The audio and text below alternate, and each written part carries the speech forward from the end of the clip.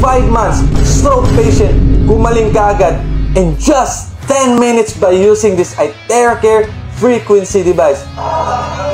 So ayan, ako mismo nag-blower niyan guys. So ayan, sa shoulder niya, siyempre sa palad niya, kasi kalahati ng katawan ni sir, paralyzed talaga. Hindi maangat yung paa niya, yung left hand niya, hindi maangat. So siyempre sa shoulder niya, and sa palad niya. So watch this guys, grabe to. Sir, angat mo daw sir. Ayun. Sir, may maingon mo sir. Effective mo sir. Grabe gano'n.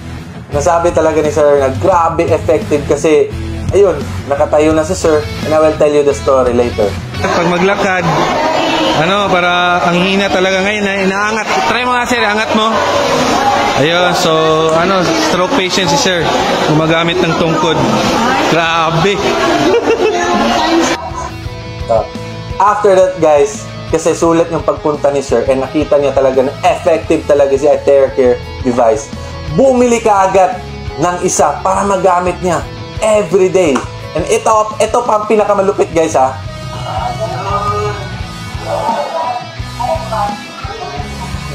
Guys, grabe.